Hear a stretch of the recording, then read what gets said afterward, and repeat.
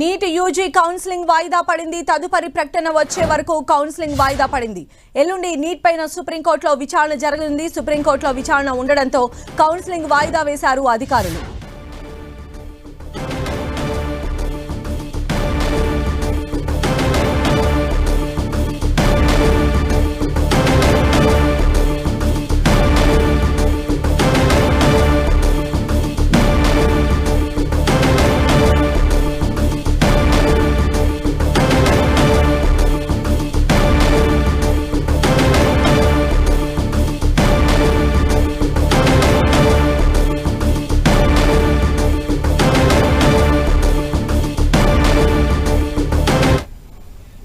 So NEET UG counselling వాయిదా పడింది. తదుపరి ప్రకటన వచ్చే వరకు కూడా కౌన్సిలింగ్ వాయిదా వేయడం జరిగింది. మరిన్ని అప్డేట్స్ కూడా తెలుసుకునే ప్రయత్నం చేద్దాం. మా ప్రతినిధి గోపి మనకు అందుబాటులో ఉన్నారు. గోపి,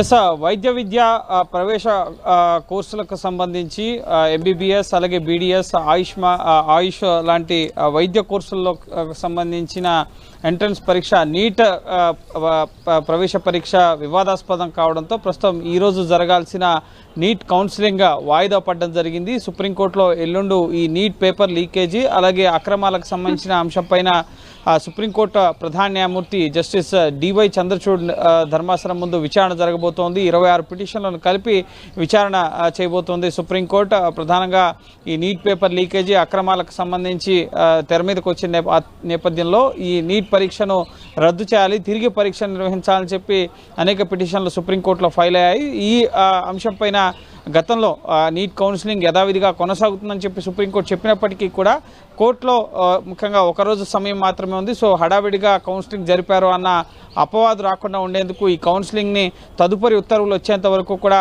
వాయిదా వేస్తున్నట్లుగా అధికారులు వెల్లడించడం జరిగింది. సో ఎల్లుండి సుప్రీంకోర్టులో విచారణ అనంతరం ఈ నీట్ కౌన్సిలింగ్ పైన స్పష్టత వచ్చే అవకాశం ఉంది. ఇటు మే 5వ తేదీ జరిగిన నీట్ ఎంట్రన్స్ ఎగ్జామ్కి సంబంధించి జూన్ 4న ఫలితాలు వెల్లడించడం జరిగింది. ఆ తర్వాత కొందరు సమయం కోల్పోయారని చెప్పి వాళ్ళకి గ్రేస్ మార్కులు ఇవ్వడం, అది వివాదాస్పదం కావడం, అలాగే పేపర్ లీకేజీ ఆరోపణలకు సంబంధించి దేశవ్యాప్తంగా విద్యార్థులు ఆందోళన చేపట్టిన పరిస్థితి ఉంది. అయితే సుప్రీంకోర్టు ఆదేశాల మేరకు ఎవరికైతే గ్రేస్ మార్కులు ఇచ్చారో వాళ్ళకి మళ్ళీ రీటెస్ట్ 1500 మందికి రీటెస్ట్ జరపడం జరిగింది. దాని ఫలితాలు కూడా జూన్ 23వ తేదీన రావడం జరిగింది.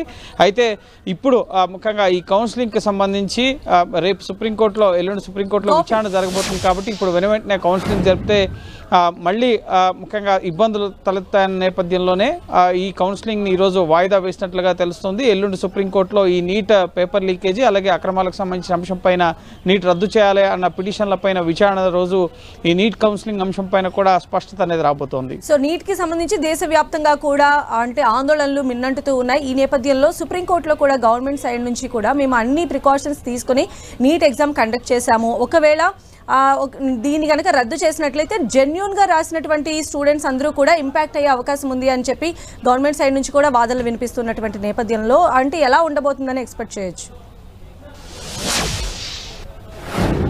ఎస్, నీట్ పరీక్షను రద్దు చేయాలంటూ దాఖలైన పిటిషన్లను కొట్టివేయాలి.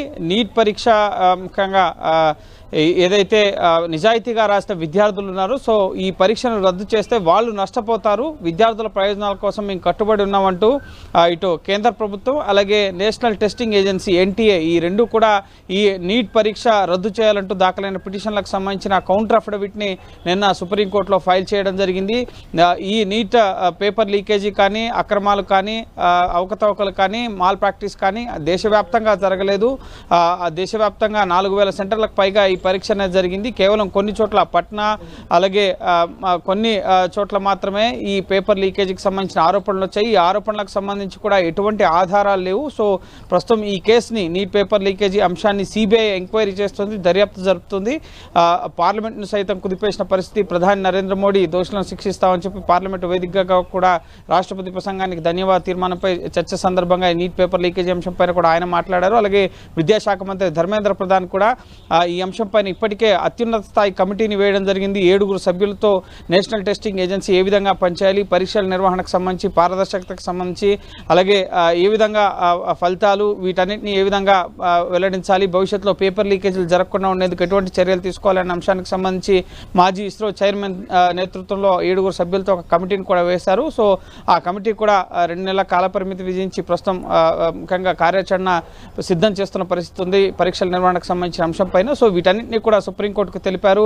ఇప్పుడు ఈ పరీక్షను రద్దు చేస్తే కనుక మొత్తం 24 లక్షల మంది విద్యార్థులు ఈ నీట్ పరీక్షను రాశారు. అందులో ముఖ్యంగా 67 మందికి 720కి 720 మార్కులు, అలాగే ఉన్నత స్థాయి ర్యాంకులు రావడంతో మళ్ళీ వాళ్ళకి ఎవరికైతే గ్రేస్ మార్కులు ఇచ్చారో మళ్ళీ వాళ్ళకి రీటెస్ట్ చేసినప్పుడు 67 మందిలో 61 మందికి మళ్ళీ హై ర్యాంక్స్ రావడం జరిగింది. సో నిజాయితీగా చదువుకున్న విద్యార్థులు, అలాగే పేద విద్యార్థులు మళ్ళీ ఇప్పుడు ఈ నీట్ పరీక్షను రద్దు చేస్తే కనుక వాళ్ళంతా కూడా నష్టపోతారు. సో ఆ విధంగా జరగకూడదు. లార్జర్ ముఖ్యంగా వ్యూలో ఎక్కువ మంది విద్యార్థుల ప్రయోజనాలు దృష్టిలో ఉంచుకొని ఈ పరీక్ష ఇప్పటి వరకు జరిగిన పరీక్షను యథావిధిగా కొనసాగించాలి అని చెప్పి కేంద్ర ప్రభుత్వం నేషనల్ టెస్టింగ్ ఏజెన్సీ సుప్రీంకోర్టులో తమ అఫిడవిట్ని ఫైల్ చేశారు. సో చూడాలి, ఎల్లుండి సుప్రీంకోర్టులో సిజేఐ ప్రధాన న్యాయమూర్తి జస్టిస్ డివై చంద్రచూడ్ ధర్మాసనం ముందు ఈ కేసు విచారణ జరగబోతుంది కాబట్టి సో ఇరుపక్షాల వాదనలు పరిగణలోకి తీసుకున్న తర్వాత కోర్టు ఉత్తర్వుల ఆధారంగా తదుపరి కౌన్సిలింగ్ ఎప్పుడు ఈ పరీక్షను రద్దు చేస్తారా? ఎందుకంటే సుప్రీంకోర్టు కూడా చాలా కీలక వ్యాఖ్యలు చేయడం జరిగింది. 0.001% తప్పు జరిగింది అని చెప్పి తెలిసినా కూడా మేము ఉపేక్షించబోము అని చెప్పి నేషనల్ టెస్టింగ్ ఏజెన్సీని హెచ్చరించిన పరిస్థితి కూడా ఉంది కాబట్టి సో కేంద్రం అలాగే ఎన్టీఏ ముఖ్యంగా అఫిడవిట్ని ఎంతవరకు పరిగణలోకి తీసుకుంటుంది, ఎటువంటి ఉత్తర్వులు ఇస్తుంది సుప్రీంకోర్టు అని కూడా నీట్ పరీక్ష రాసిన విద్యార్థులంతా కూడా ఎదురు చూస్తున్నారు. ఎల్లుండు ఈ సుప్రీంకోర్టులో నీట్ అంశం పైన విచారణ జరిగిన తర్వాత ఈ కౌన్సిలింగ్ పైన కూడా స్పష్టత ఎదురబోతోంది. రైట్ గోపి.